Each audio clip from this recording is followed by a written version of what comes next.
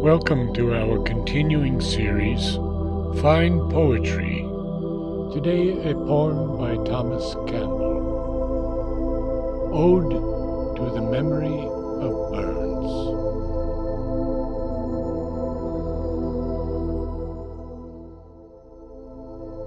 Soul of the poet, wheresoe'er reclaimed from earth, thy genius plume her wings of immortality. Suspend thy harp in happier sphere, and with thine influence illume the gladness of our jubilee. And fly like fiends from secret spell, discord and strife at Burns' name, exorcised by his memory, for he was chief of bards that swelled the heart with song of social flame and high, delicious revelry. And love's own strain to him was given, to warble all its ecstasies, with Pythian words unsought, unwilled. Love, the surviving gift of heaven, the choicest sweet of paradise, in life's else bitter cup distilled. Who that has melted o'er his lay to Mary's soul in heaven above, but pictured sees in fancy strong the landscape and the livelong day that smiled upon their mutual love? Who that has felt forgets the song, nor skilled one flame alone to fan his country's high-souled peasantry? What patriot pride he taught, how much to weigh the inborn worth of man, and rustic life and poverty grow beautiful beneath his touch. Him in his clay-built cot the muse entranced, and showed him all the forms of fairy light and wizard gloom that only gifted poet views, the genii of the floods and storms, and martial shades from glory's tomb. On Bannock field what thoughts arouse the swain whom Burns' song inspires? Beat not his Caledonian veins, as o'er the heroic turf he ploughs, with all the spirit of his sires, and all their scorn of death and chains.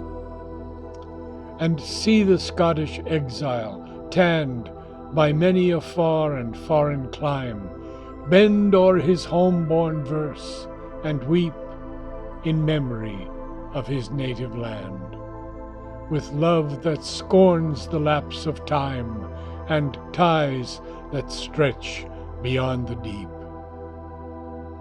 Encamped by Indian rivers wild, the soldier resting on his arms, in Burns' carol sweet recalls the scenes that blessed him when a child, and glows and gladdens at the charms of Scotia's woods and waterfalls.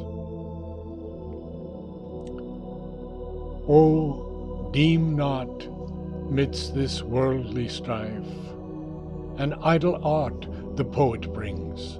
Let high philosophy control, and sages calm the stream of life.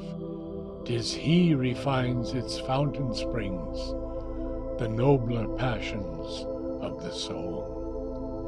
It is the muse that consecrates the native banner of the brave, unfurling at the trumpet's breath, rose, thistle, harp, 'tis she elates. To sweep the field or ride the wave, a sunburst in the storm of death. And thou, young hero, when thy pall is crossed with mournful sword and plume, when public grief begins to fade, and only tears of kindred fall, who but the bard shall dress thy tomb, and greet with fame thy gallant shade. Such was the soldier. Burns, forgive that sorrows of mine own intrude in strains to thy great memory due. In verse like thine, oh, could he live, the friend I mourned, the brave, the good, Edward that died at Waterloo.